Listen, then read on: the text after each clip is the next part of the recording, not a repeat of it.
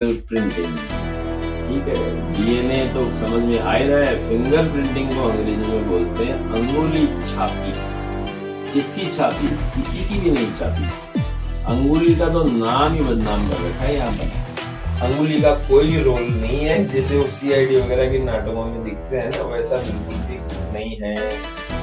आपको बहुत गंभीरता से इस बात को देखना है कि अंगुली का तो बिल्कुल रोल नहीं है, फिर डीएनए फिंगरप्रिंटिंग आखिर में होता है। तो प्यारे बच्चों, डीएनए फिंगरप्रिंटिंग जो है हम शुरू करने जा रहे हैं। तो आपको इससे पहले डीएनए फिंगरप्रिंटिंग की बात समझ में आए, इसलिए मैं कुछ बातें जो हैं वो 11th क्लास की या कुछ बातें जो हमने इसी चैप्टर में डीएनए या गुणसूत्र से संबंधित पढ़ी थी उनकी चर्चा करनी है। तो सबसे पहली बात जो है वो सबसे पहली बात हमको ये समझनी है कि जितने भी मानव है इस धरती पर, सभी मानव जो है जिनको अपन द्विगुणित मानव मानते हैं, सभी मानव जो है वो डीएनए की दृष्टि से अगर देखते हैं तो 99.9% जो है उनका डीएनए क्या होता है? समान ही होता है। ठीक है। ये 800 करोड़ जो लोग हैं इस धरती पर, उनका डीएनए 99.9% मतलब लगभग पूरा ही समान है। Very good. बच्चे डर के मारे मैसेज कर रहे हैं कि सर नाम मत लेना, ओके प्लीज। हाँ, ये तो मैं टॉपिक यूट्यूब पे डालने वाला हूँ, मैं किसी का नाम नहीं लूंगा, टेंशन मत लो। ठीक है, बस तुम टाइम टू टाइम जैसे ही मैं रिप्लाई के लिए बोलता हूँ तो फटाक से रिप्लाई कर देना। जो भी रिप्लाई करेगा उसका मैं नाम नहीं बोलूंगा कि उसने कर दिया है। तो सभी मानव जो है जो द्विगुणित होते हैं वो डीएनए की दृष्टि से 99.9% जो है वो समान होते हैं। पहली बात तो हमको ये ध्यान में रखनी है। तो कहने का मतलब ये भी लिख सकते हैं कि 0.1% जो है 0.1% जो है वो असमान होते हैं। ठीक है, 99.9% समान होते हैं, तो 0.1% जो है वो क्या होते हैं? असमान होते हैं। और ये 0.1% की असमानता है, यही हमारी डीएनए फिंगरप्रिंटिंग में काम आने वाली है। ठीक है, क्योंकि इसी के आधार पर पता चलेगा। जो चीज समान है उसके आधार पर तो पता चल ही नहीं सकता। और ये असमान जो 0.1% डीएनए है, इसी की वजह से पूरी मानव जाति में जितने भी अलग अलग न्यारे न्यारे मॉडल हैं, अलग अलग शक्ल और अकल के लोग हैं, मतलब जो भी वेरिएशन या विविधता है वो इस 0.1% असमान वाले डीएनए के कारण ही होती है।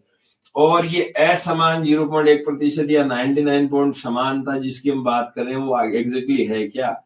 वो डीएनए में पाए जाने वाले क्षार अनुक्रम है। डीएनए में पाए जाने वाले बेस पेयर है, बेस पेयर। जैसे कि आप जानते हो, ए के सामने टी लगा हुआ होता है और सी के सामने ट्रिपल बॉन्ड से जी लगा हुआ होता है।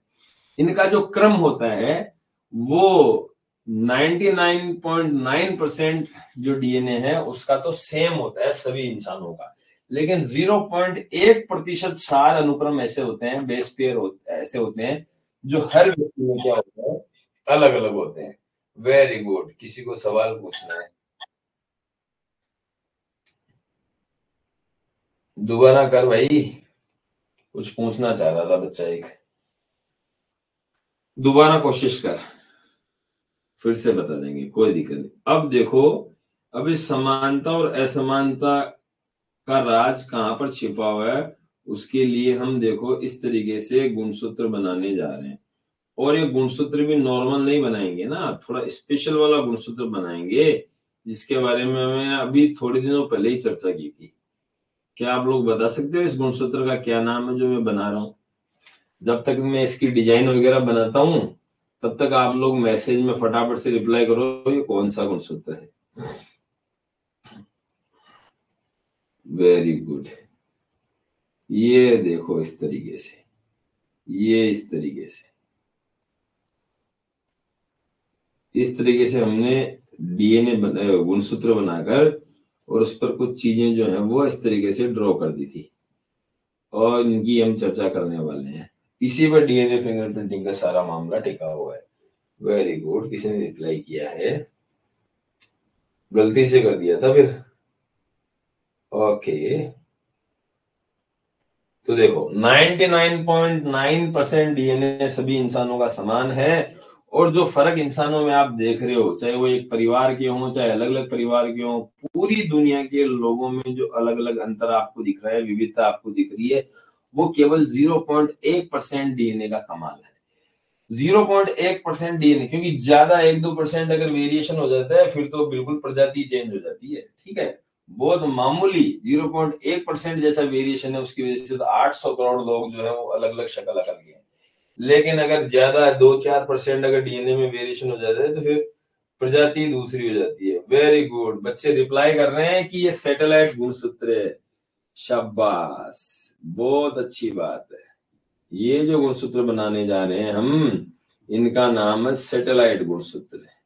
ठीक है, इनका नाम है सैटेलाइट गुणसूत्र। ये वाला जो हिस्सा देख रहे हो, जिसको अपन क्या बोल सकते हैं, जिसको अपन सामान्य भाषा में बोलते हैं द्वितीयक संकीर्णन, और इसको हम सामान्य भाषा में बोलते हैं प्राथमिक संकीर्णन। और प्राथमिक संकीर्णन का एक सामान्य नाम भी दिया गया है, इनको कहा जाता है गुणसूत्र बिंदु। ठीक है, और ये आखिरी वाले सिरे जो है इनको कहा जाता है टीलोमियर। हमने रेप्लिकेशन में पढ़े थे आखिरी वाले हिस्से। ठीक है, ये गुणसूत्रों के शीर्ष हैं, शीर्ष। ठीक है, आखिरी वाले मुंह है। Very good. तो ये सैटेलाइट गुणसूत्र जो प्यारे बच्चे आप देख रहे हो, इसमें हमने ये देखा था, जैसे कि उदाहरण के तौर पर देख सकते हैं कि जैसे इंसानों में 13वां 14वां 15वां 21वां 22वां ऐसे कुछ गुणसूत्र होते हैं, वो सैटेलाइट गुणसूत्र की श्रेणी के होते हैं। मतलब उनमें द्वितीयक संकीर्णन वाली बात जो है स्पेशली पाई जाती है। ठीक है, उनका नंबर भी मैं यहाँ पर लिख रहा हूँ। अब आगे बात करते हैं कि इन सैटेलाइट वाले रीजन में ये जो ये हम भाग देख रहे हैं, उनका अपन ने इतना तो पढ़ा ही था कि ये वाला हिस्सा जो होता है जहां पर ये काली लाइनें मैंने नहीं बनाई है, उसको कहा जाता है यूक्रोमेटिन। इसको क्या बोला जाता है? यूक्रोमेटिन। और ये जो काले रंग की पट्टियां बनी हुई है, इसको कहा जाता है हेट्रोक्रोमेटिन। इसको कहा जाता है हेट्रोक्रोमेटिन, जो डार्क रंग से दिखता है। देखो, हेट्रो का मतलब क्या होता है? विषम, अलग। और यूक्रोमेटिन जो है, ये वाला हिस्सा जो है, ये जीन एरिया कहलाता है। मतलब जितने भी जीन है उनका अनुलेखन है वो इसी एरिया से होगा, जीन एरिया। और हेट्रोक्रोमेटिन का जो है वो लिंक डीएनए या एक्स्ट्रा डीएनए होता है। इसमें जीन वगैरह नहीं होते। इसमें जीन होंगे वो पुरानी कई प्रजातियों के, पूर्वजों के, मछलियों के, मेंढकों के, किसी के भी हो सकते हैं। ठीक है, पूर्वज प्रजातियों के जीन होंगे। उसके अलावा हमको यहाँ पर एक चीज यहाँ देखनी है कि यहाँ पर ये डीएनए अनुक्रम जो है, कौन सा वाला, जो सैटेलाइट वाले रीजन में दिख रहा है, और इसको मैंने डार्क कलर से बनाया, तो ये भी कैसा है? एक प्रकार से, ये भी एक प्रकार से द्वितीयक संकीर्णन के बाद सैटेलाइट वाला जो है वो भी किस प्रकार का है? वो भी हेट्रोक्रोमेटिन प्रकार का डीएनए। अब ये मामला पूरा जो बन रहा है वो किस पे आके अटक रहा है? हेट्रोक्रोमेटिन वाले भाग में अटक रहा है। और हेट्रोक्रोमेटिन जो होता है वो डार्क कलर के होते हैं, विषम।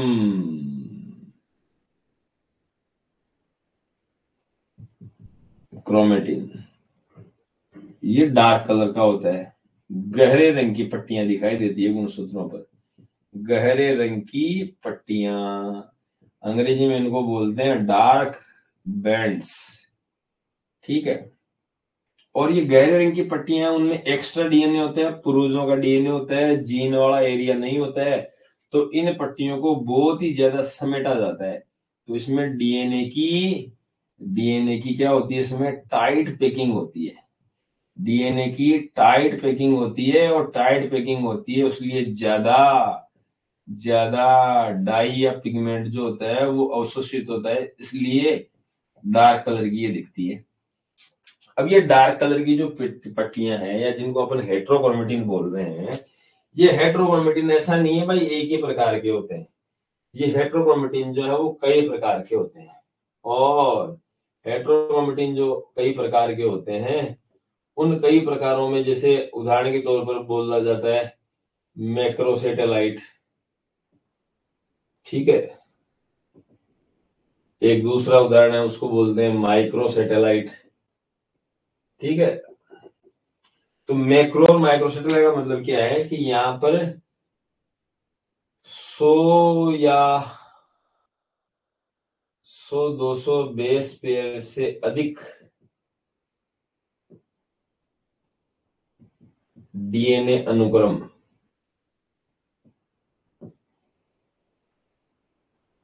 डीएनए अनुक्रमों की पुनरावृत्ति होती है। पुनरावृत्ति का मतलब होता है रिपीट्स। मतलब ऐसा समझो कि मैक्रो सैटेलाइट, सैटेलाइट वाले हेट्रोक्रोमेटिन का वो एरिया है जहां पर 100-200 एटीसीजी वाला जो क्रम होता है उसकी 100-200 नाइट्रोजन क्षारकों का क्रम जो है वो बार बार रिपीट होता है। ठीक है, पुनरावृत्ति जैसे जैसे 100-150 बेस पेयर है, ये 5 बार भी हो सकते हैं, ये 10 बार भी हो सकते हैं, ये 150 बार भी हो सकते हैं। मतलब एक ही क्रम जो है कितने बेस पेयर का है, 100 से 200 बेस पेयर का एक पर्टिकुलर डीएनए क्रम है, वो बार बार दोहराया जा रहा है। माइक्रो सैटेलाइट में क्या होगा, माइक्रो सैटेलाइट में 10 से 100 बेस पेयर का डीएनए अनुक्रम, कोई भी सीक्वेंस एटीसीजी वाला कोई भी डीएनए अनुक्रम जिसकी लेंथ कितनी है 10 से 100 बेस पेयर, उसकी क्या होगी, बार बार पुनरावृत्ति होगी, बार बार रिपीट्स होंगे। ठीक है, क्योंकि जीन तो है नहीं, देखो यहाँ पर अतिरिक्त डीएनए है, ये तो जीन तो इसमें है नहीं, जीन नहीं है और अगर डीएनए जो है वो पूर्वजों से रिलेटेड कोई जानकारी का है तो इस फालतू वाले डीएनए में, इस एक्स्ट्रा वाले डीएनए में जिसमें हमारे शरीर से संबंधित कोई भी जीन या कोई भी लक्षण जो है वो निर्धारित नहीं हो रहा है, वो एक्स्ट्रा डीएनए जो है वो इस टेक्नोलॉजी में फिंगरप्रिंटिंग में काम आ रहा है। कैसे काम आ रहा है, ये एक्स्ट्रा डीएनए जो है वो दो प्रकार का होता है, मैक्रोसैटेलाइट और माइक्रोसैटेलाइट। मैक्रोसैटेलाइट में बड़े बड़े अनुक्रम है जो बार बार दोहराए जाते हैं, उनकी पुनरावृत्ति होती है। माइक्रोसैटेलाइट में छोटे छोटे अनुक्रम है, 10 से 100 बेस पेयर के मतलब छोटे अनुक्रम है। जैसे एक सीक्वेंस हो गई ATCG ATCG, ठीक है, अब देख रहे हो आप ये 4 बेस पेयर है, ये भी से 4, फिर आ गया ATCG ये तीसरी बार, फिर आ गया ATCG ये चौथी बार, इधर फिर लिख देता हूं ATCG ये 5वीं बार। तो 1 2 3 4 5, 5 बार एक ही क्रम, एक ही क्रम 5 बार रिपीट हो रहा है, इस तरीका का डीएनए में अनुक्रम है। तो इस प्रकार के डीएनए को चाहे वो माइक्रोसैटेलाइट हो, चाहे वो मैक्रोसैटेलाइट हो, चाहे वो माइक्रोसैटेलाइट हो, जिसमें बार बार पुनरावृत्ति हो रही है, 5 बार 10 बार 20 बार, जैसे 5 बार हमने देख लिया, ऐसी ज्यादा भी हो सकता है, 50 बार 100 बार 150 बार 500 बार भी हो सकता है। पर बार बार अगर कोई सीक्वेंस जो है वो रिपीट हो रही है, तो चाहे वो छोटी हो चाहे वो बड़ी हो, उनको अंग्रेजी में बोला जाता है रिपीटेटिव सीक्वेंसेस।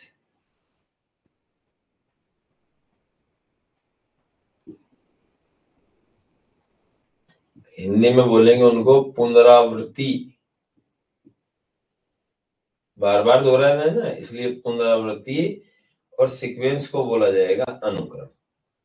अब पूरी टेक्नोलॉजी डीएनए फिंगरप्रिंटिंग जो है वो रिपीटेटिव सीक्वेंस या पुनरावृत्ति अनुक्रम पर निर्भर करती है। दोबारा से देखो, एक बार मैं फिर से रिवाइज करता हूँ भाई, हमारे शरीर में जो भी गुणसूत्र होते हैं वो भिन्न भिन्न प्रकार के होते हैं, उनमें से कुछ सैटेलाइट वाले गुणसूत्र भी होते हैं, मतलब उनमें प्राथमिक संकीर्ण के अलावा द्वितीयक संकीर्ण भी पाए जाते हैं। गुणसूत्रों का जब अध्ययन करते हैं उसमें डीएनए का, तो डीएनए जो है वो इस तरीके से लाइट और डार्क कलर की पट्टियों में हमको दिखाई देता है जब गुणसूत्र का विरंजन करते हैं। लाइट कलर वाले को, हल्के रंग वाले को यूक्रोमेटिन बोलते हैं, जिसमें सारे जीन जो भी हमारे लक्षण अभिव्यक्त करने वाले जीन है जिनका अनुलेखन अनुवादन होता है वो पाए जाते हैं यूक्रोमेटिन में। और हेट्रोक्रोमेटिन वाला एरिया है उसमें एक्स्ट्रा डीएनए, मतलब हमारे शरीर से रिलेटेड कोई भी लक्षण जो है वो हेट्रोक्रोमेटिन से जुड़ा हुआ नहीं है, उसमें हो सकता है पूर्वजों का, मछलियों का, मेंढकों का, बंदरों का, किसी का भी डीएनए हो, पर कुल मिला के वो हमारे काम का नहीं है। अब ये हेट्रोक्रोमेटिन वाला एरिया है वो कहाँ कहाँ हो सकता है, यहाँ भी जैसे आपको दिख रहा है, ये छोटी छोटी दिख रहे हैं, ठीक है। अब ये छोटी छोटी लाइनें दिख रही हैं, ये माइक्रोसैटेलाइट है, और ये मोटे मोटे एरिया लगातार डार्क होते जा रहे हैं, जैसे टीलोमियर वाले और सेंट्रोमियर गुणसूत्र बिंदु वाले, ये सैटेलाइट वाले, वो मैक्रो सैटेलाइट का भाग है। माइक्रो और मैक्रो का फर्क क्या है? अगर छोटी सीक्वेंस रिपीट हो रही है तो उसको हम बोल रहे हैं माइक्रो, और एक बहुत बड़ी सीक्वेंस जो है वो बार बार रिपीट हो रही है उसको अपन बोल रहे हैं मैक्रो। तो कुल मिला के यहाँ पर जो डीएनए सीक्वेंस अपन देख रहे हैं वो पूरी रिपीटेटिव सीक्वेंस की चर्चा हो रही है, जिसमें दोहरान की बात करते हैं। यहां तक बात सबको समझ में आ रही है? फटाफट से रिप्लाई कर दो, वो इमोजी भेज दो मेरे को ठेंगे वाला, ठीक है? इमोजी में एक्सपर्ट हो जाओ यार, इमोजी के चक्कर में रायता फैला है। कुछ लोगों को इमोजी समझ में नहीं आते। ओके करके ठेंगा भेजो। यहां तक बात सबको समझ में आ गई कि गुणसूत्र जो होते हैं उनमें हेटेरोक्रोमेटिन वाला एरिया होता है। वेरी गुड, वेरी गुड, समझ में आ भी रही है और किसी को कुछ पूछना भी है। हाँ भाई पूछ, बता क्या बात है। हेलो, बोले, काट दिया वापस से भाई। वेरी गुड, वेरी गुड, कल बात करेगा। ओके, तो यहां तक की बात जो हम सारी डिस्कस कर रहे थे उसमें हमारी बात ये निकल कर आई है कि हेट्रोक्रोमेटिन में ही कुछ विशेष ऐसे भाग होते हैं जहां पर डीएनए टाइट पे होता है, उसमें ही कुछ ऐसे विशेष भाग होते हैं जो बार बार दोहराए जाते हैं। उनको माइक्रोसैटेलाइट या मिनी सैटेलाइट या मैक्रोसैटेलाइट अलग अलग हिस्सों में वर्गीकृत किया गया है। किस आधार पर? जितने लंबे अनुक्रम का दोहरान हो रहा है उसी आधार पर उसको वर्गीकृत किया गया है, ठीक है? तो ये अनुषंगी जो डीएनए, ठीक है, सैटेलाइट को हिंदी में बोलते हैं, जैसे माइक्रो मेरे को है ना, इसको हिंदी में यहाँ पे लिख देता हूँ, दीर्घ अनुषंगी। अनुषंगी शब्द जो है वो सैटेलाइट के लिए आता है जो साथ साथ रहता है, जैसे पृथ्वी के साथ में चंद्रमा है उपग्रह के रूप में। तो ये दीर्घ अनुषंगी है, सैटेलाइट को अनुषंगी बोलते हैं। और ये जो है वो सूक्ष्म, या हम इसको बोल सकते हैं लघु अनुषंगी डीएनए। कौन सा डीएनए? लघु अनुषंगी डीएनए, ठीक है क्या? ये डीएनए है, देखो यहाँ पर डीएनए की पैकिंग ही हो रही है। तो ऐसा डीएनए जिसमें रिपीट कोई विशेष क्रम जो है वो बार बार दोहराया जा रहा है, उसी को अपन दीर्घ अनुषंगी या लघु अनुषंगी डीएनए के रूप में जान रहे हैं। और उसी को बार बार रिपीट होने के कारण पुनरावर्ती अनुक्रम या रिपीटेटिव सीक्वेंस भी कहा जाता है। अब ये पुनरावर्ती अनुक्रम जो है वो सभी व्यक्तियों में, सभी मानवों में, चाहे वो कोई भी हो, सभी मानवों में क्या होते हैं? भिन्न भिन्न होते हैं, अलग अलग होते हैं। अब कौन होते हैं अलग अलग? Repetitive sequence. जैसे मान लो उदाहरण के तौर पर मेरे शरीर में ये एटीसीजी वाला क्रम जो है वो 5 बार है, तो हो सकता है किसी की दूसरे के शरीर में जो है वो 6 बार हो। जैसे ए व्यक्ति नाम का व्यक्ति है, उसमें ये पर्टिकुलर सीक्वेंस जो है वो 5 बार रिपीट हो रहा है। बी नाम का व्यक्ति है, उसमें हो सकता है 7 बार हो। और कोई डी नाम का व्यक्ति है, उसमें हो सकता है 9 बार हो। और कोई दूसरा व्यक्ति है ई नाम का, उसमें हो सकता है 3 ही बार हो। कुल मिला के वो एक पर्टिकुलर सीक्वेंस कितनी बार दोहराया जाए, सभी मानवों में भिन्न भिन्न पुनरावृत्तियां देखी जाती है। सभी मानवों में भिन्न भिन्न पुनरावृत्तियां देखी जाती है, ठीक है? और भिन्न भिन्न पुनरावृत्तियां जब देखी जाती है किसकी? ये रिपीट होने वाली सीक्वेंस की, रिपीटेटिव सीक्वेंस की, तो उसके लिए स्पेशली वैज्ञानिकों ने एक नाम रखा है प्यारे बच्चों। ये नाम बहुत ज्यादा इंपॉर्टेंट है डीएनए फिंगरप्रिंटिंग समझने के लिए। इसका नाम रखा गया VNTR, वेरिएबल। वेरिएबल का मतलब है भिन्न भिन्न। नंबर, फुल फॉर्म बता रहा हूं मैं VNTR की। भिन्न भिन्न, नंबर का मतलब हो गया संख्या। टेंडम, और ये हो गया रिपीट्स। टेंडम का मतलब होता है छोटे, पुनरावृत्ति क्रम, ठीक है? तो जो हम बात कर रहे थे कि डीएनए में सैटेलाइट वाला जो भाग होता है उसमें कुछ अनुक्रम बार बार रिपीट होते हैं, और उन रिपीट होने वाले अनुक्रमों को पुनरावर्ती अनुक्रम बोलते हैं।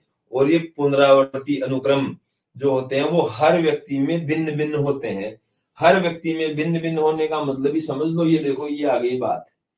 हर व्यक्ति में भिन्न भिन्न होने का मतलब बात कहीं की है, वेरिएशन या विविधता की आ रही है। तो सभी मानवों में भिन्न भिन्न पुनरावृत्तियां दिख रही है, इसका मतलब ये कौन सा वाला डीएनए है, 0.01% वाला डीएनए है जो भिन्न भिन्न होता है। और ये भिन्नता वाला डीएनए जो है वो यूक्रोमेटिन एरिया में नहीं मिलकर कहाँ मिल रहा है, हेट्रोक्रोमेटिन में मिल रहा है। हेट्रोक्रोमेटिन में भी सैटेलाइट वाले डीएनए में विशेष रूप से मिल रहा है। जो ऐसे गुणसूत्र होते हैं ना 13, 14, 15, 21, 22 वाले, जिनके दूसरा संकीर्ण भी होता है, सैटेलाइट वाला डीएनए होता है, इनमें ये ज्यादा मिल रहा है। और इसमें जब अध्ययन करते हैं अलग अलग आदमियों में इन 13, 14, 15, 21, 22 वाले गुणसूत्रों का, तो ये सैटेलाइट वाला डीएनए है ना, उसमें रिपीट होने वाला डीएनए का अनुक्रम, जैसे कि ये एक चार न्यूक्लियोटाइड का या 4 सार्वभौमों का अनुक्रम है, ये 5 बार यहाँ पर रिपीट दिखाया जा रहा है, 5 बार लगातार आ रहा है। उसी तरीके से अलग अलग व्यक्तियों में उसकी संख्या जो है वो अलग अलग हो सकती है, और बार बार दोहरा रहे हैं इसलिए इसको पुनरावृत्ति अनुक्रम बोल रहे हैं। सभी मानवों में इसकी संख्या भिन्न भिन्न हो सकती है पुनरावृत्तियों की, इसलिए इसी बात को थोड़ा स्टाइलिश ढंग से एक टेक्निकल शब्द दिया गया है, उसको बोलते हैं VNTR। VNTR जिस बच्चे को समझ में नहीं आएगा वो कितनी भी कोशिश कर ले, उसको डीएनए फिंगरप्रिंटिंग जैसी टेक्नोलॉजी बिल्कुल भी समझ में नहीं आ सकती। VNTR की फुल फॉर्म हो गई variable number of tandem repeats. Variable number of tandem repeats का मतलब है कि पुनरावृत्ति अनुक्रम के अलग अलग संख्याएं, जैसे एक व्यक्ति में 5 बार है, एक व्यक्ति में 7 बार है, एक में 9 बार है, एक में 3 बार है, तो सब में क्या हो गया, पुनरावृत्ति का क्रमांक जो है वो अलग अलग हो गया, इसलिए इनको क्या करते हैं अपन VNTR बोलते हैं। ऐसे पुनरावृत्ति क्रम जो सैटेलाइट डीएनए में पाए जाते हैं और सभी मानवों में उनकी संख्या या उनकी पुनरावृत्ति जो है वो अलग अलग देखी जाती है, भिन्न भिन्न देखी जाती है, उन्हें VNTR कहा जाता है। ऐसे पुनरावृत्ति क्रमों को VNTR या variable number of tandem repeats कहा जाता है। ओके, यहां तक की बात सबको क्लियर आ रही है? VNTR का मतलब समझ पाए हो? फटाफट से रिप्लाई करो, VNTR का मतलब समझ में आया है? बोलो बोलो। VNTR जानना बहुत ज्यादा जरूरी है, नहीं तो आगे की बात बिल्कुल भी समझ में नहीं आएगी प्यारे बच्चों, जल्दी करो।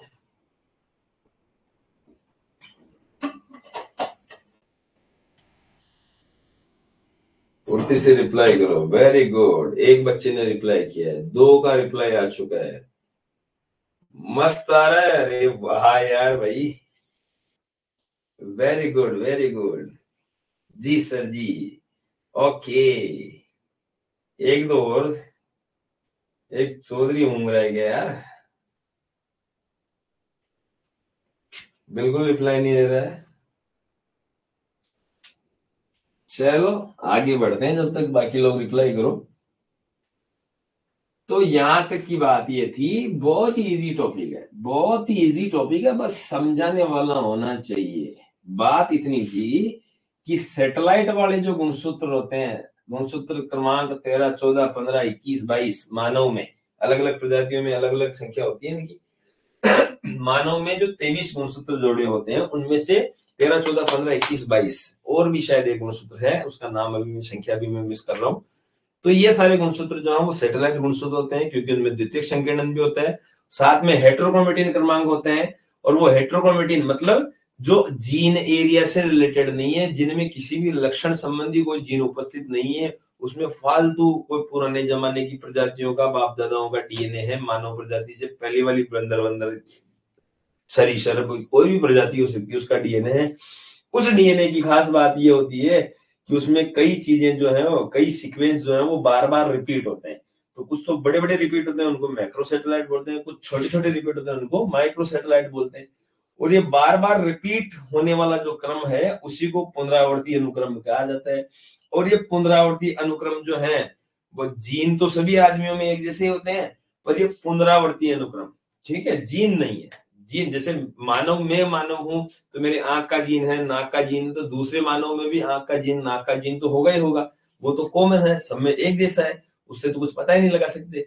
लेकिन हर खानदान के व्यक्ति में VNTR जो होता है, मतलब ये पुनरावृत्ति क्रम जो है वो अलग अलग होते हैं। और ये मिलते किसमें है, ये एक ही जैसे DNA वाले लोग जो हैं, एक ही परिवार, एक ही वंश, एक ही खानदान वाले लोग जो हैं, उनमें थोड़ी बहुत ये समानता मिलती है। पूरा पूरा तो बिल्कुल भी नहीं मिलता है, केवल मोनोजाइगोटिक ट्विंस में हो सकता है, मतलब एक ही युग्मनज से जो जुड़वा बच्चा दो पैदा हो जाते हैं, जैसे हम बात कर चुके हैं पहले, उनमें ऐसा हो सकता है कि VNTR का नंबर समान हो। बाकी एक दंपति के भी अगर 50 बच्चे हो जाए, उन 50 बच्चों में भी VNTR का नंबर जो है वो सेम नहीं होगा, अलग अलग होगा।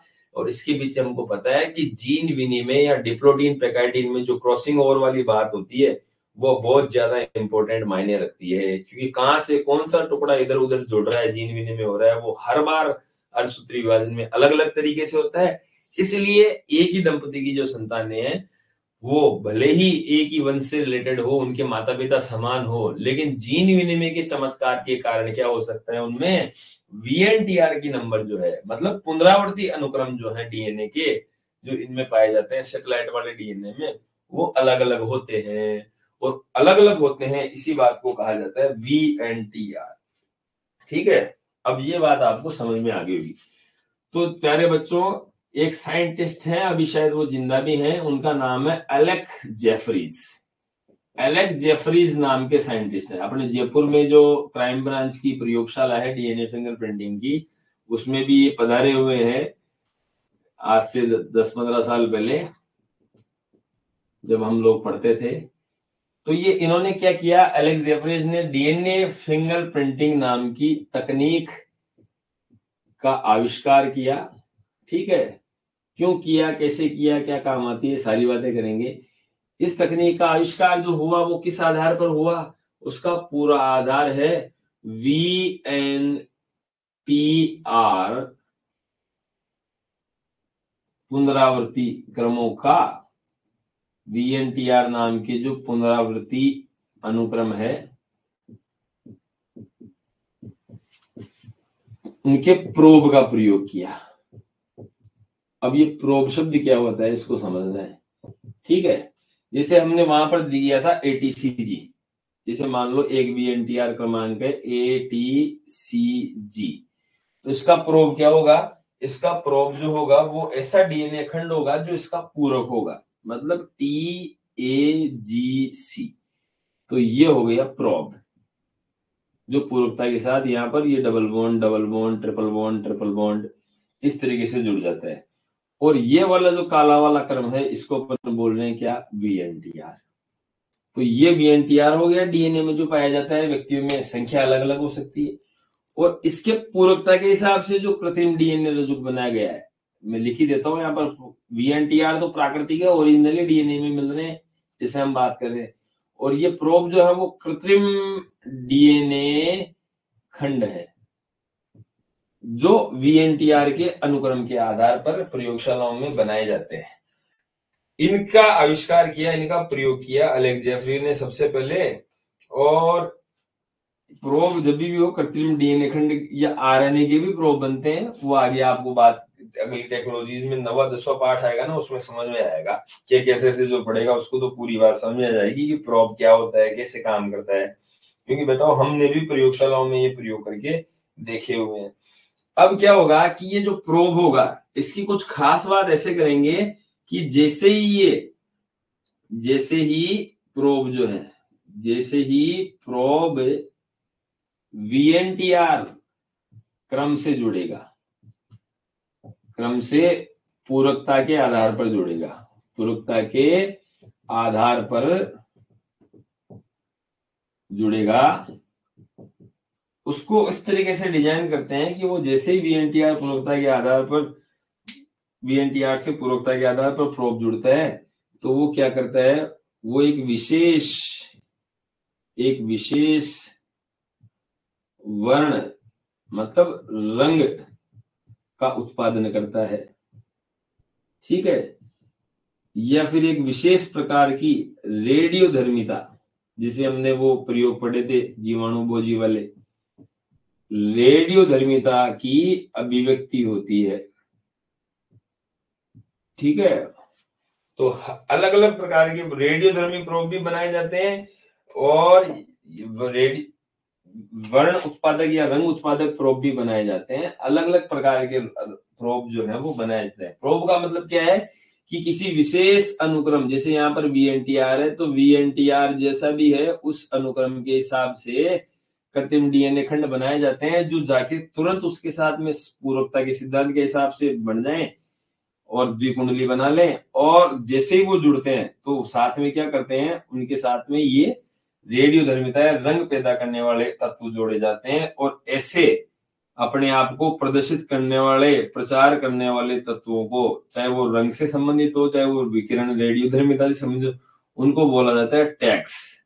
उनको टैग बोलते हैं। मतलब ये है प्रोब के टैग। टैग का मतलब सूती। जैसे कोई भी प्रोडक्ट हम खरीदते हैं तो उस पर MRP या उससे रिलेटेड कोई भी जानकारी, उसका वजन वगैरह कुछ भी जो स्टिकर लगा हुआ आता है, एक चिपका हुआ आता है उसकी जानकारी से संबंधित, उसी तरीके से ये कृत्रिम DNA खंड जो बनाए जा रहे हैं VNTR के सीक्वेंस के हिसाब से, पुनरावृत्ति क्रमांकों की अनुक्रम के हिसाब से जो कृत्रिम DNA खंड बनाए जा रहे हैं, जिनको अपन प्रोब बोल रहे हैं, इनके साथ में ऐसे टैग या ऐसी चूंथियां भी लगी हुई होती है, जो जैसे VNTR क्रम से पूरकता के आधार पर जुड़ते हैं तो एक विशेष रंग का उत्पादन करते हैं या फिर एक विशेष प्रकार की रेडियोधर्मिता जो है वहां से प्रदर्शित करते हैं, ताकि हमको पता चल जाए, प्रयोगकर्ता को, प्रयोगशाला में जो भी वैज्ञानिक है उसको पता चल जाए कि कहाँ पर जाकर जुड़े हैं, कितने प्रोब जो है वो जुड़े हैं। क्योंकि जितने प्रोब जुड़ेंगे उससे ही पता लगेगा कि इस व्यक्ति में जिसकी हम DNA की जांच कर रहे हैं उसमें VNTR जो है या पुनरावृत्ति क्रम जो है वो कितनी बार देखा गया है। ठीक है, अब इसमें होता है क्या है, तुलनात्मक अध्ययन होता है। ठीक है, यहाँ पर क्या हो रहा है, VNTR के आधार पर ही टेक्नोलॉजी बनाई जा रही है और इस टेक्नोलॉजी में क्या करेंगे, तुलनात्मक अध्ययन होगा। तुलनात्मक अध्ययन कैसा होगा, जैसे दो व्यक्ति हैं, उनके अंदर अलग VNTR की संख्या अलग अलग होती है, तो उसमें प्रोब डाल लेंगे दोनों का DNA लेके और उसका मिलान करेंगे। तो क्या होगा, प्रोब के जुड़ने व रंग या विकिरण उत्पन्न करने के आधार पर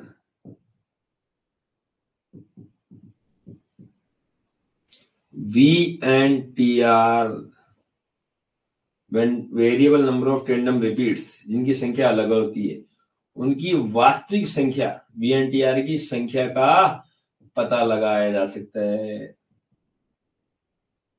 पता लगाया जा सकता है। और VNTR की संख्या का जब पता लग जाता है तो हमने बोला था ना भाई, VNTR की संख्या जो होती है वो 0.1% वाले DNA से बिलोंग करती है, जिसकी वजह से विविधता आती है। तो VNTR की संख्या का पता लगाया जा सकता है, तो फिर क्या करेंगे, तुलनात्मक अध्ययन किया जा सकता है। तुलनात्मक अध्ययन द्वारा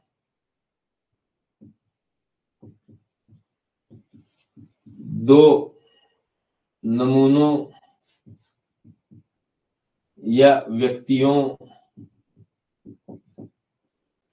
के DNA का मिलान कर सकते हैं और DNA का मिलान करने के बाद ये बता सकते हैं कि वो DNA जो हम मिला रहे हैं वो सेम है या फिर वो डिफरेंट है, वो भिन्न है। ठीक है, कैसे कर सकते हैं इसका एग्जांपल देखते हैं। जैसे एक केस स्टडी कर सकते हैं कि ये सबसे पहला एक केस है जिसमें मान लो कि आपने सुना होगा कि फलानी जगह ने किसी को मार दिया। ठीक है, तो चाहे वो हत्या का केस हो, ठीक है, चाहे वो बलात्कार का केस हो, ठीक है, कुछ केस ऐसे भी हो सकते हैं जिसमें पैतृक संबंधी समस्या भी हो जाती है। आजकल जानते हो लोग पागल हो चुके हैं, लड़का और लड़की की संतानें, लड़की हो या लड़का हो, इसके चक्कर में ही हॉस्पिटल में ही बच्चों की अदला बदली कर देते हैं, इतने हरामी हो गए। तो हत्या, बलात्कार या फिर बच्चों की अदला बदली, शिशु बदल जाने की प्रक्रिया में। कोई सा भी अपराध हो, कैसे पता चलेगा कि कौन ओरिजिनल आदमी था या किसने ये घटना को अंजाम दिया है? तो उसमें ऐसे के मामले में जो भी घटना होती है उसमें क्या होती है, सबसे पहले पुलिस जो आती है, उस पुलिस के साथ में एफएसएल की टीम आती है। एफएसएल टीम आती है, और एफएसएल का मतलब होता है फोरेंसिक जांच करने वाली टीम आती है। फोरेंसिक जांच का मतलब है कि वो डीएनए या गुणसूत्र या ऐसी चीजों से बारीकी से लोगों का पता चलाते हैं। तो फोरेंसिक जांच में क्या होगा, वो लोग आएंगे जहां पर घटना घटी है, जिसको अपन क्या बोल सकते हैं, सामान्य भाषा में अपराध का स्थल बोल सकते हैं या स्पॉट बोल सकते हैं, जहां पर वो कांड हुआ है, जो भी हो XYZ, वहां पर आएंगे अपराध स्थल पर। और अपराध स्थल पर आने के बाद क्या करेंगे, नमूने एकत्र करेंगे। नमूने एकत्र करने का उद्देश्य क्या होता है उनका, नमूने एकत्र करने का उद्देश्य कि वहां वहां मृतक व्यक्ति के अलावा, मरे हुए इंसान के अलावा, मृतक के अलावा अन्य किसी व्यक्ति के शरीर की कोशिकाओं की तलाश करते हैं। ठीक है, अब अन्य व्यक्ति के शरीर की कोशिकाओं की तलाश जो होगी, उसमें क्या हो सकते हैं, उस तलाश में जड़ सहित बाल हो सकते हैं। ध्यान रखना है, टूटा हुआ बाल होगा ना, केवल वो प्रोटीन ही होगा, तो उससे पता नहीं चलेगा। जड़ सहित बाल होने का मतलब है कि बाल के जड़ में जो रोम कोशिका होती है वो होना चाहिए, क्योंकि कोशिका मिलेगी जब भी डीएनए मिलेगा।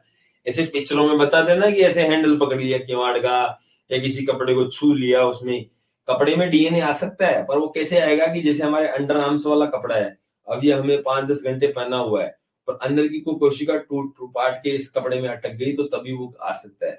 वरना इससे बाल जो है आधा बीच में से मैं काट दूं तो उसमें डीएनए नहीं आएगा, वो तो प्रोटीन है।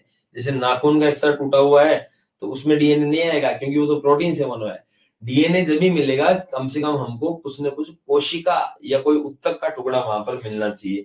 या फिर जनरली क्या होता है कि मरने वाले और मारने वाले के बीच में थोड़ी बहुत हाथापाई होती है। मरने वाला अपने बचाव के लिए कुछ तो प्रयास करता है, और प्रयास में क्या करता है, अधिकतर वो सामने वाला जो हत्यारा होता है उसकी गाल नोच सकता है, उसके कहीं भी ऐसे नाखूनों से उसको पकड़ने की कोशिश कर सकता है। तो क्या होगा, मृतक जो होगा उसमें क्या होगा, मृतक के नाखूनों में अगर सामने वाले की त्वचा का नमूना मिल जाए अपराधी का, तो भी काम बढ़िया हो सकता है। या फिर अगर मान लो बढ़िया लड़ाई हुई है दोनों में, तो वहां पर खून या रक्त का सैंपल भी मिल सकता है। खून का नमूना, कहीं खून के धब्बे पड़े हुए, खून का नमूना मिल जाए। तो किसी भी तरीके से पुलिस वाले या एफएसएल की टीम वाले क्या करते हैं, वहां पर अपराधी की कोशिका को ढूंढते हैं। अन्य किसी व्यक्ति में किसकी बात करें, अपराधी की कोशिका को ढूंढते हैं। और कोशिका को ढूंढते हैं, उसका उद्देश्य क्या है, उनको डीएनए चाह रहा है। और डीएनए कौन सा चाह रहा है उनको डीएनए वही चाह रहा है जो हमने अभी बात करी थी। उनको डीएनए चाह रहा है सैटेलाइट गुणसूत्र वाला, सैटेलाइट गुणसूत्र वाला डीएनए चाह रहा है। तो ये काम कौन करेगा, पुलिस के साथ में जो एफएसएल टीम आएगी, वैज्ञानिक होते हैं, आपके और मेरे जैसे बायोलॉजी के स्टूडेंट होते हैं। आप भी अगर बढ़िया मेहनत करोगे और इंटरेस्ट रखोगे तो आप भी एफएसएल टीम में जा सकते हो। कहीं भी अपराध होता है तो उसकी जांच करने 1-2 बार हम विजिट में भी गए हुए हैं कॉलेज टाइम में, कि आमेर के किले के पास में एक घटना हो गई थी कि किसी ने धक्का देके एक लड़की को गिरा दिया था, तो उसका सर फूट गया था, चट्टान से टकराकर वहीं उसकी मौत हो गई थी। तो वहां जाकर एफएसएल टीम के साथ हम लोग गए थे, और वहां से आपने देखा होगा टीवी नाटकों में देखते हैं, तो ऐसे चिमटियों से, ऐसे छोटे छोटे इंस्ट्रूमेंट से कुरच कुरच के खून के या बाल के या त्वचा के सैंपल जो है वो कलेक्ट किए जाते हैं, जिससे अपराधी का पता लगे। क्योंकि बाद में तो अपराध होने के कुछ दिनों बाद में तो वो सैंपल इधर उधर हो सकते हैं, कोई भी उनके साथ छेड़छाड़ कर सकता है, गड़बड़ कर सकता है। तो सबसे पहला काम जो है वो छानबीन करने पर ये होता है कि वहां से डीएनए सैंपल लिए जाते हैं।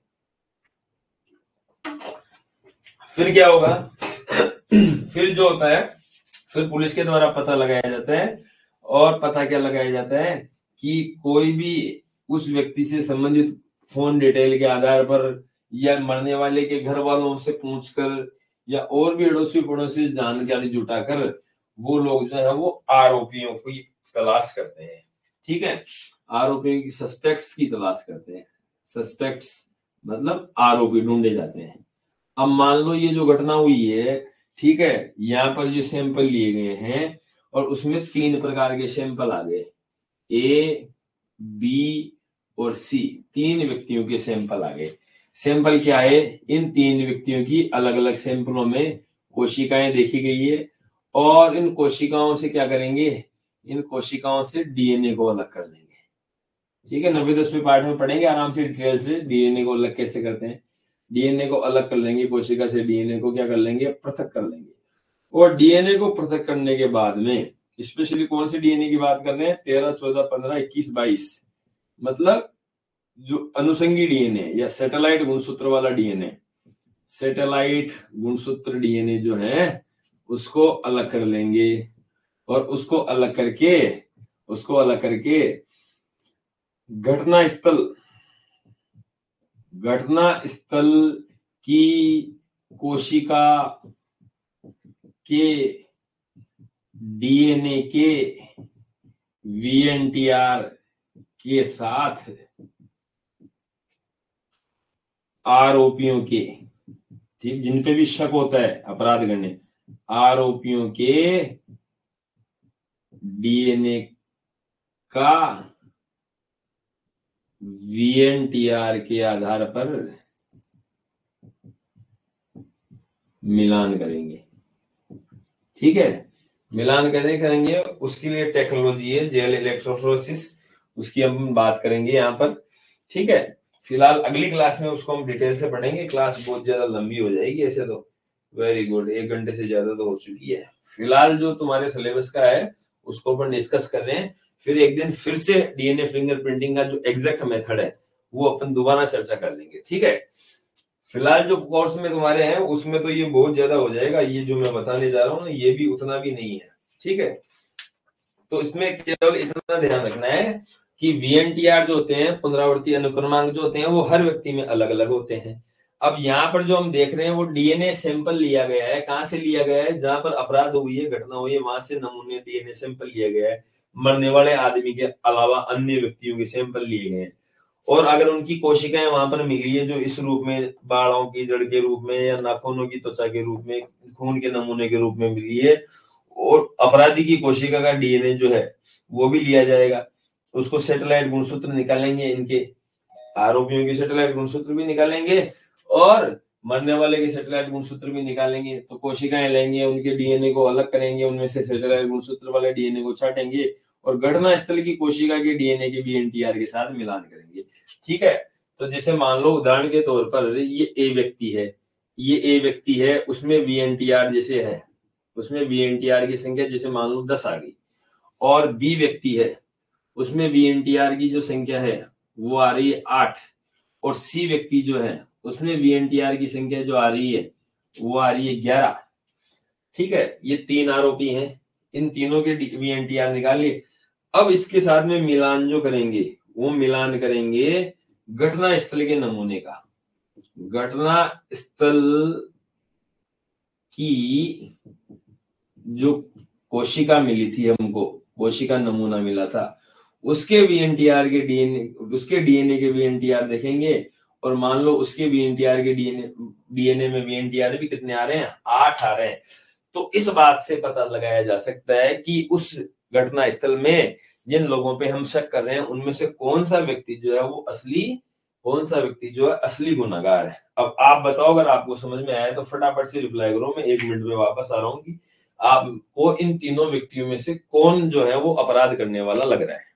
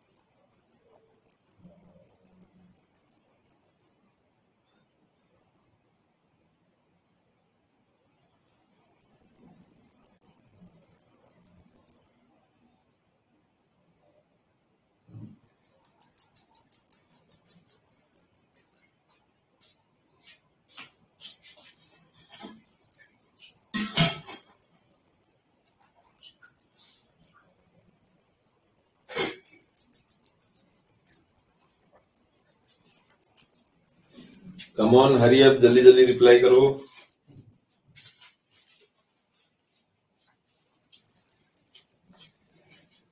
वेरी गुड, एक रिप्लाई आया यार इतनी देर में। बताओ तो लड़को, समझ में नहीं आया क्या? 3 आरोपियों के नाम लिख रखे हैं मैंने, ABC। VNTR 8 है। VNTR क्या है? वो एक पर्टिकुलर क्रम जो है वो रिपीट हो रहा है बार बार, ठीक है।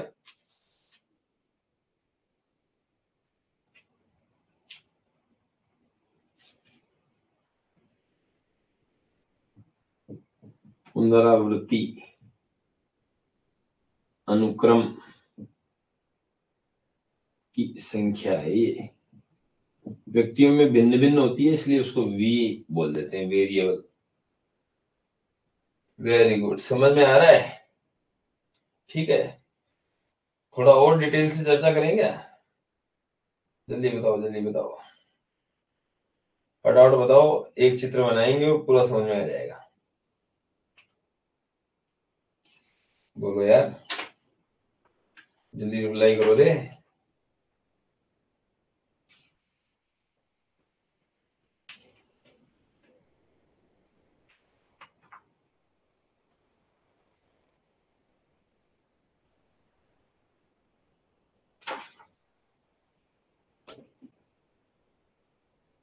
वेरी गुड, थोड़ी और चर्चा करते हैं। ठीक है, यहाँ तक की बात समझ में आ रही है? एक बार मैं रिपीट कर देता हूँ यहाँ तक की बात को, फिर आगे इसकी व्याख्या करते हैं डिटेल से। भाई कहीं भी कोई अपराध हुआ है, हत्या हुआ है, बलात्कार हुआ है, या किसी का बच्चा बदल दिया गया है हॉस्पिटल में, अब पता किसे चलेगा यार भाई कौन असली है कौन नकली है, किसने मार दिया किसने नहीं मारा है?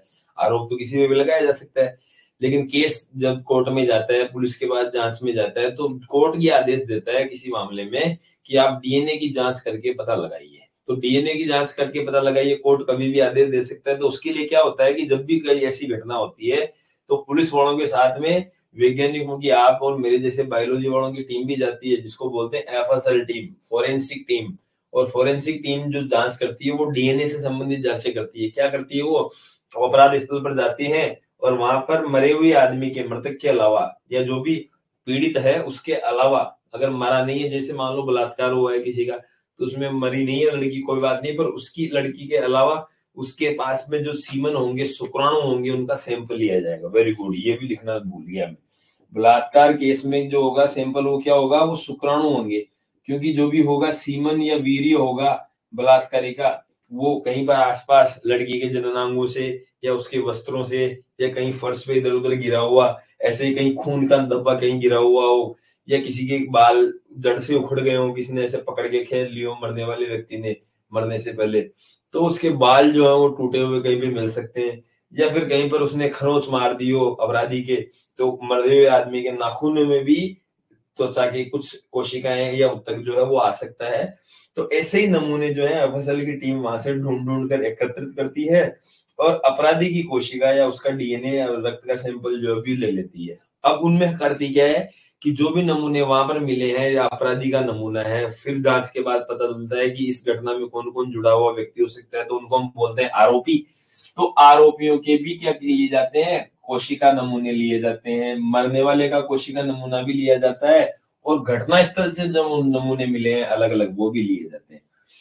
अब जितने भी आरोपी होते हैं, मतलब जिन पर शक होता है कि किसने मारा होगा या किसने अपराध किया होगा, किसने बलात्कार किया होगा, जैसे मान लो हमने 3 आरोपी ले लिए, इन तीनों आरोपियों के रक्त के नमूने लिए जाएंगे। कोर्ट आदेश देगा या पुलिस वाले जो है वो रक्त के नमूने लेके FSL टीम को देंगे। FSL टीम क्या करेगी? चाहे वो किसी का भी नमूना हो, ठीक है, सब पे अलग अलग निशान, अलग अलग पर्चियां बनाएगी, और हर नमूने का क्या करेगी? हर नमूने की कोशिकाओं को लेकर उन कोशिकाओं में से डीएनए को सबसे पहले अलग करेगी, और डीएनए को अलग करके ये फलाना ढीगड़ा जो सैटेलाइट गुणसूत्र होते हैं 13, 14, 15, 21, 22, इन सैटेलाइट गुणसूत्रों में घटना स्थल की कोशिकाओं के साथ में VNTR जो है वो उनका मिलान करेगी। ठीक है, मतलब जो FSL की टीम को नमूने मिले हैं, उस नमूने के VNTR और जितने भी आरोपी हैं उनके डीएनए के नमूनों के VNTR में मिलान करके देखेगी, जिसके VNTR की संख्या, मतलब जिनके पुनरावर्ती क्रमांक, VNTR का मतलब पुनरावर्ती क्रमांक, जिनके पुनरावर्ती क्रमांक जो हैं वो घटना स्थल के नमूने के साथ में मिल गए इन तीनों में से किसी के भी, तो वही अपराधी के रूप में कंफर्म कर लिया जाएगा। अब एक दूसरा केस देखते हैं, उसमें और डिटेल से बात आ जाएगी। उस केस में अपन बात करेंगे कि किसी का बच्चा जो है वो अस्पताल में एक्सचेंज हो गया है, ठीक है, और दो दंपति जो है वो आपस में झगड़ा कर रहे हैं इस बात का कि हमारा तो लड़का था और दूसरा वाला बोल रहे हमारी तो लड़की थी, ठीक है। तो ऐसे केस में क्या किया जाए? ऐसे केस में भी कोर्ट क्या आदेश देता है? DNA फिंगरप्रिंटिंग का आदेश देता है कि जांच करो कौन किसका असली माँ बाप है। तो जैसे मान लो हमने बोल दिया कि ये एक दंपति है,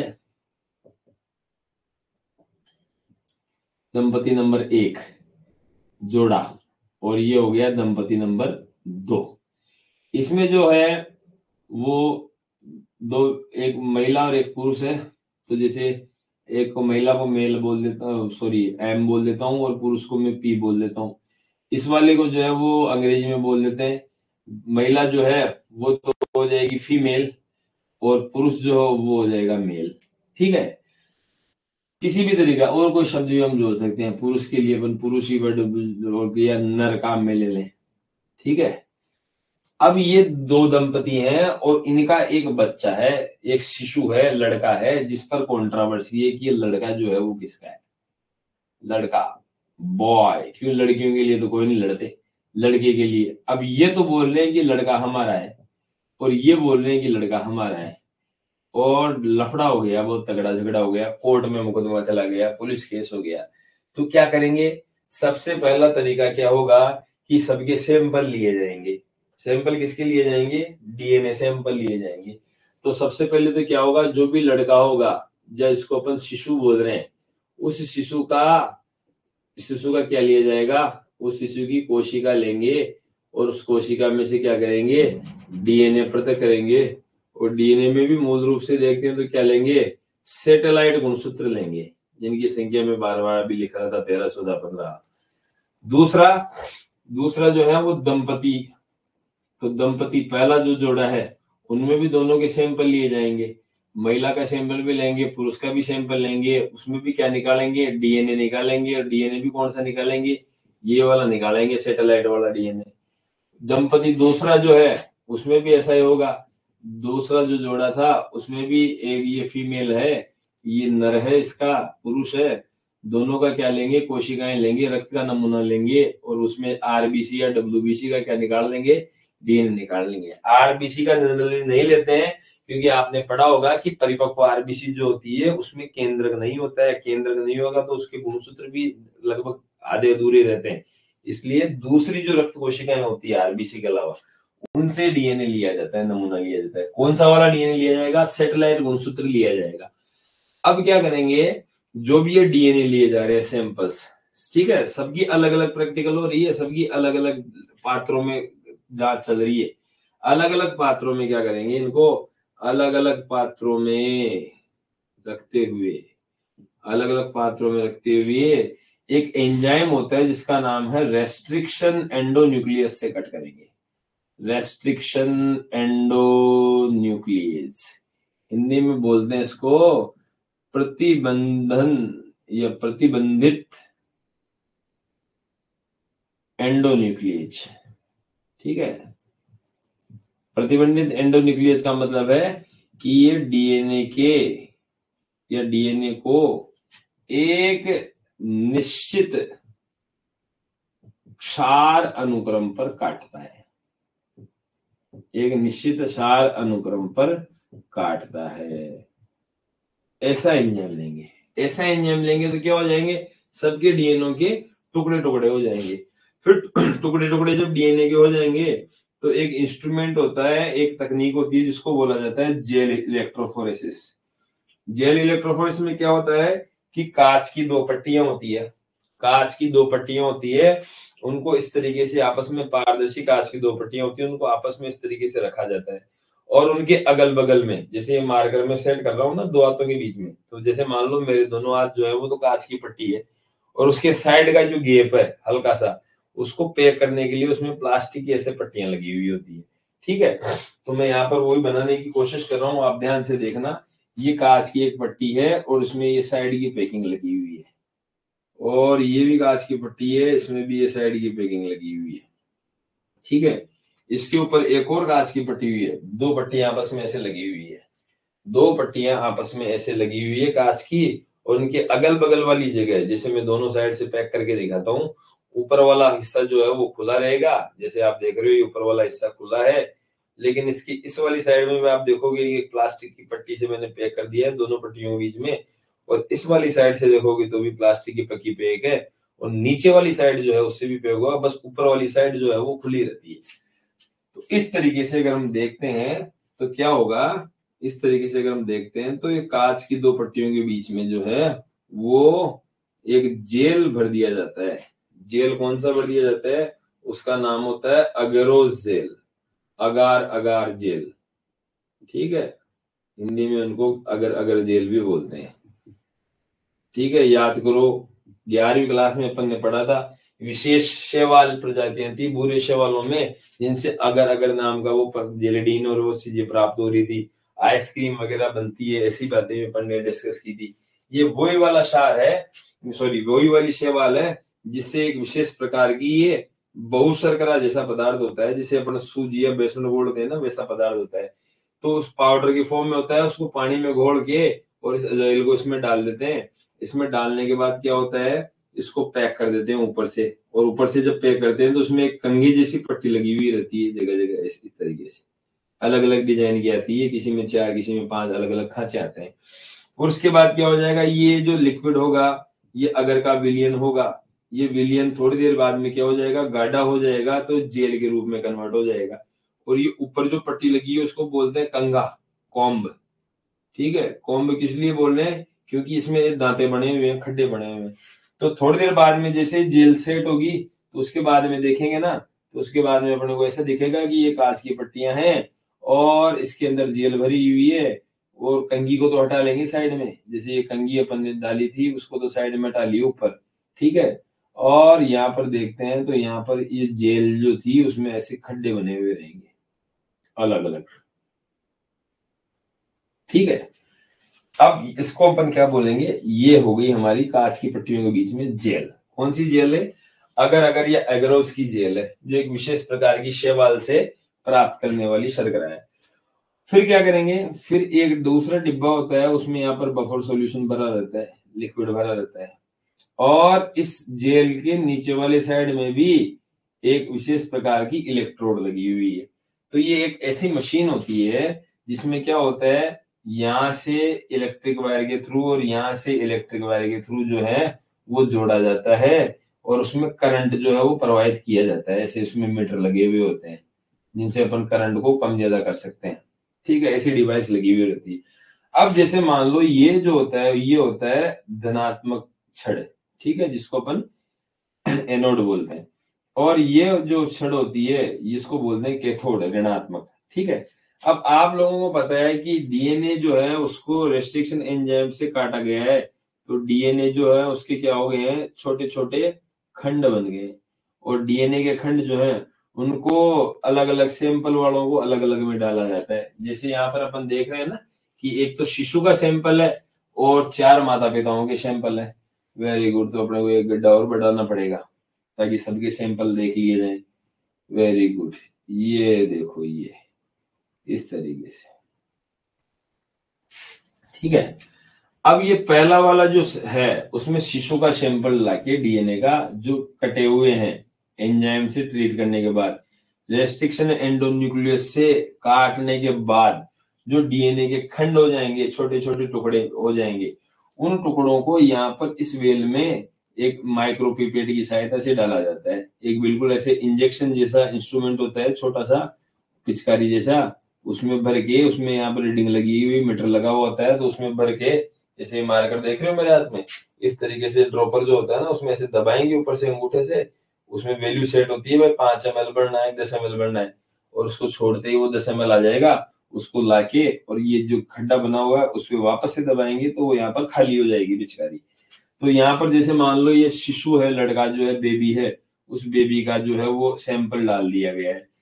दूसरे वाले जो है उसमें ये इसका पहले वाले दंपति में मादा का सैंपल है, ये पुरुष का सैंपल है, ये फिर दूसरे वाले दंपति में मादा का सैंपल है, और ये पुरुष का सैंपल इस तरीके से डाल दिया है। तो ये एक जोड़ा है और ये एक जोड़ा है, और ये बच्चा जो है वो न्यारा है, इसके सैंपल डालेंगे। अब बच्चे की जब डीएनए फिंगरप्रिंटिंग करते हैं या उनके वीएनटीआर जो भी कटे हुए डीएनए खंड है उनकी अगर नाप करते हैं, उनका मिलान करते हैं, तो कैसे करेंगे कि ये जो डीएनए के टुकड़े हैं वो अलग अलग तरीके से इस तरीके से मैनेज हो जाएंगे। यहाँ पर अलग अलग खंड आएंगे, कुछ डीएनए का मोटा हिस्सा तो वो यहीं रह जाएगा और बाकी का जो है वो ऐसे छोटे छोटे खंडों के रूप में, जितना छोटा डीएनए होगा उतना ही लास्ट में जाएगा। क्यों लास्ट में जाएगा? क्योंकि यहाँ पर हम डीएनए भर रहे हैं ना, डीएनए, तो डीएनए एक प्रकार की न्यूक्लिक अम्ल होती है, न्यूक्लिक अम्ल बोल रहे हैं तो उस पर आवेश कैसा होता है? ऋणात्मक आवेश होता है। आपको पता होना चाहिए फॉस्फेट ग्रुप होता है डीएनए पे जिसकी वजह से ऋणात्मक आवेश होता है। इसलिए आप ध्यान रखना कि न्यूक्लियोसोम वगैरह हम बनाते हैं क्रोमेटिन मॉडलिंग में, क्रोमेटिन की संरचना में, वहां पर हिस्टोन प्रोटीन इसलिए आता है क्योंकि उसके बाद धनात्मक चार्ज होता है।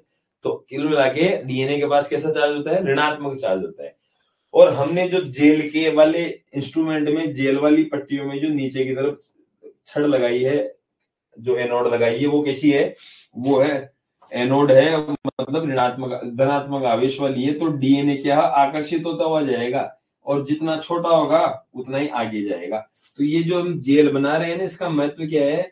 ये जेल जो है वो काम करती है आणविक चलनी की तरह। आणविक चलनी का मतलब है कि इसमें अणु जो है, अणु साइज की जो चीजें हैं, अणु जो है वो आकार के आधार पर, आकार के आधार पर गति करते हैं, ठीक है? और गति करते हैं साथ में, और इसमें सपोर्ट कौन करता है? हेल्प करने वाला कौन है? उसमें हेल्प करता है विद्युत, ठीक है? तो आणविक चलनी है, ये जेल जो है वो अणुओं को छान रही है। कौन से अणुओं को? डीएनए के अणुओं को छान रही है। किस आधार पर छान रही है? आकार के आधार पर छान रही है। जो बड़े आकार का डीएनए है वो ऊपर ऊपर है और छोटे आकार के डीएनए खंड है वो नीचे नीचे जाके इकट्ठा हो रहे हैं यहाँ पर। सेम उसी तरीके से यहाँ पर देखते हैं तो यहाँ पर जो है वो इस तरीके के डीएनए खंड जो है, अलग अलग इंडिविजुअल के अलग अलग डीएनए खंड जो है इस तरीके से दिखाई दे रहे हैं। यहाँ पर देखते हैं तो यहाँ पर भी इस तरीके के डीएनए खंड जो है वो मिल रहे हैं। ये देखो, ये वेरी गुड, ये इस तरीके के डीएनए खंड जो है वो मिल रहे हैं। इस केस में देखते हैं तो किसी को तो बनाना पड़ेगा इनका माँ बाप। तो देखो बेबी, जैसे मान लो ये जोड़ा असली है तो क्या होगा? इस जोड़े में जो नर और मादा होंगे उनके डीएनए खंड जो है वो बिल्कुल समान दिखाई देंगे। कैसे समान दिखाई देंगे? ये देखो मैं आपको दिखा रहा हूँ। ये देखो एक खंड जो है, जैसे मान लो ये वाला है, फादर वाला है, अब दूसरा फादर का खंड यहाँ पर है, वो बिल्कुल मिलान नहीं कर रहा है, और ये मदर वाला यहाँ का खंड जो है वो मिल रहा है, ठीक है? फिर यहाँ पर जो देखते हैं ये मदर वाला खंड है, दूसरा वाला, और आगे जो देखते हैं वो ये फादर वाला खंड यहाँ पर आ रहा है, ठीक है? मतलब कुछ पट्टियां जो हैं, कुछ पट्टियां जो हैं वो फादर के वीएनटीआर या डीएनए खंडों से मिलेगी, और कुछ पट्टियां जो हैं वो मदर के वीएनटीआर या डीएनए खंडों से मिलेगी।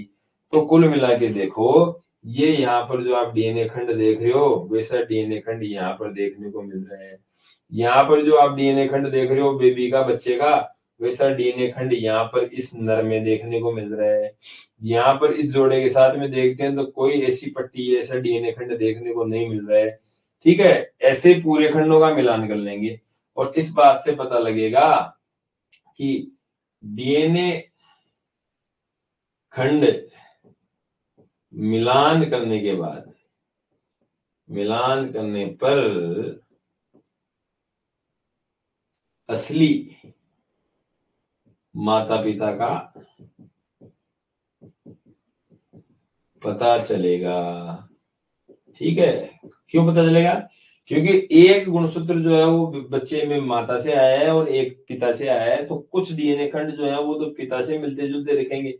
जैसे ये वाला डीएनए खंड अपन देख रहे हैं तो ये वाला डीएनए खंड जो है वो यहाँ नहीं मिल रहा है, पर इसकी सीध में ये वाला डीएनए खंड जो है वो मिल रहा है। ये देखो ये मिल गया था, दूसरा वाला ये मिल गया था, तीसरा वाला जो है उसको भी अपन बता रहे हैं ये वाला मिल गया, ये वाला, और ये चौथा वाला जो है वो फिर इससे मिल गया फीमेल से, और ये पांचवा वाला जो है वो देखो दोनों में मिल गया किस्मत से। तो एक खंड के आधार पर नहीं होगा, बहुत सारे डीएनए खंड जो है, ऐसे सैकड़ों छोटे बड़े खंड होंगे, ओपन डायग्राम में नहीं बता सकते क्योंकि डीएनए बहुत छोटी चीज होती है। ऐसे 100-150 अलग अलग खंड होते हैं, ठीक है। तो डीएनए खंड मिलान करने पर ही असली माता पिता का पता चलेगा, और ये जिन डीएनए खंडों का मिलान कर रहे हैं वो वास्तव में पुनरावृत्ति क्रमांक होते हैं, उनको ही हम बोलते हैं वीएनटीआर। तो ऐसा भी बोल सकते हैं अपन कि वीएनटीआर जो है, जो बच्चे के वीएनटीआर हैं या जो दंपतियों के वीएनटीआर है उनके डीएनए के, उनका मिलान करने पर ही असली दंपति का जो है वो पता लगेगा। हत्या के केस में भी ऐसा होगा कि जो घटना स्थल से, अपराध स्थल से जो सैंपल लिया गया है उसमें जिस तरीके के ये बैंड आ जाएंगे, वैसा ही सैंपल अगर वैसे ही बैंड किसी आरोपी के डीएनए में भी आ रहे हैं, तो इसका मतलब ये कंफर्म हो गया कि यही आरोपी जो था उस घटना स्थल पर घटना को अंजाम देने के लिए मौजूद था, तभी उसका डीएनए वहां पर आया है। अब ये वीएनटीआर के आधार पर मिलाने का चमत्कार क्यों है? क्योंकि वीएनटीआर जो बच्चों, ये वीएनटीआर जो है ये मामला उसका ही है जो हम बात कर रहे थे, 0.01% भिन्न डीएनए होता है। और भिन्न डीएनए है, इसका मतलब है कि किसी का भी समान नहीं होता, और किसी का भी समान नहीं होता, इसी के चक्कर में क्या आ जाती है, पब्लिक में, जनसंख्या में विविधता आती है। तो ये वीएनटीआर जो है वो 0.01% जो भिन्न डीएनए होता है उससे रिलेटेड है, और उसी के आधार पर जो है वो दो व्यक्तियों का या दो नमूनों का डीएनए जो है वो मिलाया जाता है। क्या सभी बच्चों को बात समझ में आ रही है कि डीएनए फिंगरप्रिंटिंग में फिंगर का कोई रोल नहीं होता है? बेवकूफ होते हैं वो लोग जो ऐसे उंगलियों के निशान के आधार पर डीएनए फिंगरप्रिंटिंग को समझते हैं। डीएनए फिंगरप्रिंटिंग में फिंगर का बिल्कुल रोल नहीं है, डीएनए के खंडों का ही मिलान किया जाता है, और मिलान में भी सबसे इंपॉर्टेंट चीज क्या मिलानी होती है, वो खंड मिलाने होते हैं जो सभी में भिन्न भिन्न संख्या में पाए जाते हैं, मतलब variable number of tandem repeats, variable number of tandem repeats जो है उनका मिलान किया जाता है। अब बाकी डिटेल जो है उसकी फिर दोबारा से मैं ये चर्चा करूंगा। एक चीज मैं आपको यहाँ बता देता हूँ क्लास में, जब तक आप रिप्लाई करो कि समझ में आया नहीं है।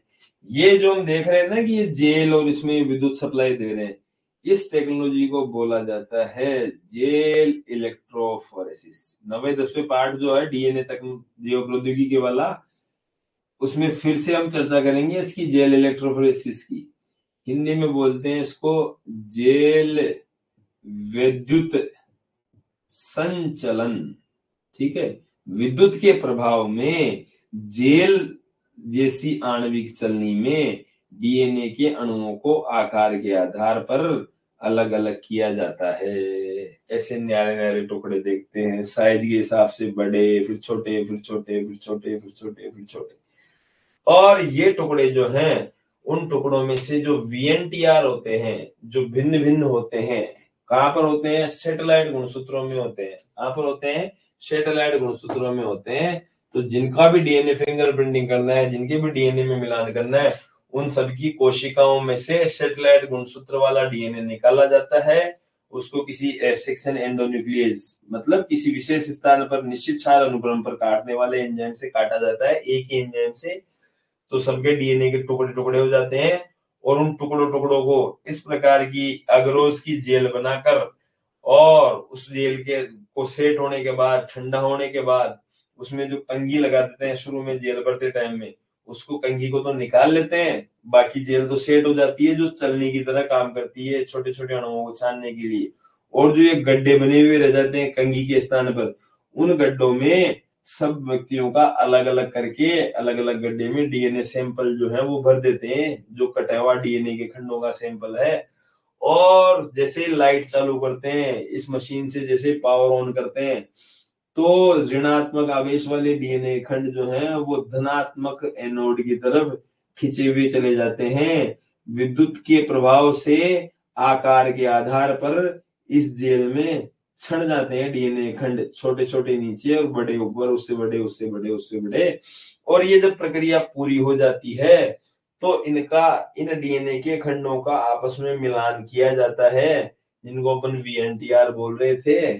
और जिस मिलान में ज्यादा समानता होती है उसका ही रिजल्ट जो है घोषित कर दिया जाता है। कि जैसे इस प्रयोग में अगर हम देख रहे हैं तो ये वाले जो माता पिता हैं एफ और एन, ये वाले, इनके डीएनए के खंड जो है वो बच्चे के डीएनए के खंड से मिल रहे हैं। मतलब इनके वीएनटीआर जो है वो बच्चे के वीएनटीआर से सेम हो रहे हैं।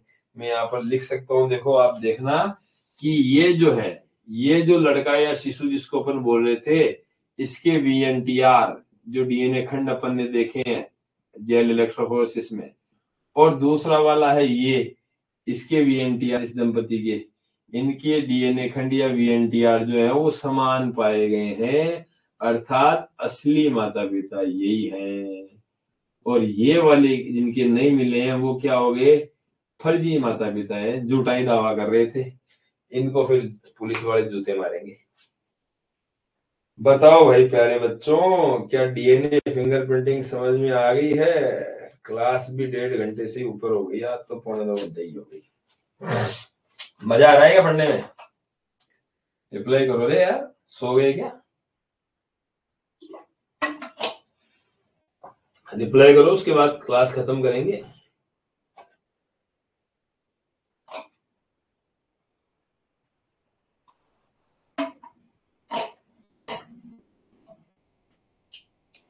बोलो बोलो, अरे कोई तो जवाब दो। वेरी गुड, किसी का रिप्लाई तो आया है भाई, आ गया समझ में? अरे वाह यार, बहुत अच्छी बात है। ऑनलाइन क्लास में रिप्लाई करना बहुत ज्यादा जरूरी है, क्योंकि वहां तो शक्ल देख के, बच्चे की शक्ल देख के पता तो जाता है, यहाँ शक्ल का तो पता ही नहीं है। मेरे तो दिखती है, आप लोगों की दिखती है। वेरी गुड वेरी गुड, दूसरे को भी आ गया समझ में। तो ये थी प्यारे बच्चों हमारी डीएनए फिंगरप्रिंटिंग की क्लास, जो आपको आई थिंक बहुत अच्छे से समझ में आ गई। फिर भी अगर कोई डाउट होता है तो आप जैसे किताब से पढ़ेंगे आपका दिमाग थोड़ा सा चकराएगा, और जैसे आप ये देखेंगे तो आपका दिमाग जो है वीडियो देख के समझ में आ जाएगा कि ये क्या करना चाह रहे हैं। बाकी जो है अब नोट्स की बिल्कुल चिंता नहीं करना है, नोट्स आपको बहुत ही शानदार पीडीएफ के फॉर्म में मिलने वाले हैं, बिल्कुल भी घबराने की जरूरत नहीं है। बस फटाफट से आप जो है वो कोर्स परचेज करके ज्वाइन कर लो, क्योंकि ये आज डेमोन्स्ट्रेशन की अपनी लास्ट क्लास है। अगली बार जो क्लास होगी वो 12th बायोलॉजी फाउंडेशन के नाम से जो 1299 वाला कोर्स है, उसमें अगली क्लास जो है वो कंटिन्यू होगी कल की। और उसमें हम एक नया चैप्टर, बहुत ही इंटरेस्टिंग चैप्टर जो है वो शुरू करने जा रहे हैं, और काफी मजा आएगा पढ़ने में। साथ में पुराने वाले चैप्टर जब तक जो हमारे हो चुके हैं, पहला, दूसरा, तीसरा, चौथा, पांचवा, और सारे चैप्टर्स के जो एमसीक्यूज हैं वो समय समय पर किए जाएंगे। जैसे ही आप लोग ज्वाइन करोगे, आप लोगों से क्लास में डिस्कशन किया जाएगा कि फला तारीख को 2 दिन बाद या 1 दिन बाद कौन से चैप्टर से हमको टेस्ट सीरीज जो है वो शुरू करनी है। ठीक है, हर चैप्टर से छोटे छोटे टेस्ट पहले शुरू करेंगे, जिसमें 20-30 वैसे के क्वेश्चन होंगे। फिर जैसे जैसे थोड़ा कोर्स कंट्रोल होता जाएगा, वैसे वैसे टेस्ट में क्वेश्चन के नंबर जो है, नंबर ऑफ क्वेश्चंस की संख्या जो है वो इंक्रीज होती जाएगी। ठीक है प्यारे बच्चों, तो ठीक है, मिलते हैं अगली लाइव क्लास में। उम्मीद करते हैं कि आप हमारा मेन कोर्स जो है वो परचेज करके हमें लाइव क्लास में मिलेंगे। तब तक के लिए शुभ रात्रि, जय भारत, जय जवान, जय किसान। और घबराने की जरूरत नहीं है, अभी तो देखो बहुत धमाका होने वाला है। ठीक है, अभी तो गर्मियों की छुट्टियों से 9th-10th भी शुरू करेंगे तो और ज्यादा हाहाकार होगा। इसे घबराने डरने की जरूरत नहीं है। हमारा काम जो है बिल्कुल कॉन्फिडेंशियल है, और किसी के 10-20 नंबर अगर खैरात में प्रैक्टिकल व्यक्तिकल के मिल जाते हैं, उससे मेरी जिंदगी नहीं बनने वाली। जिंदगी बनेगी जब हमको बायोलॉजी बहुत अच्छे से आएगी। ठीक है, ओके प्यारे बच्चों, अब मैं 1 मिनट वेट करता हूँ। अगर आपको कोई डाउट है तो आप रिप्लाई कर सकते हो, उसके बाद हम क्लास को एंड करेंगे।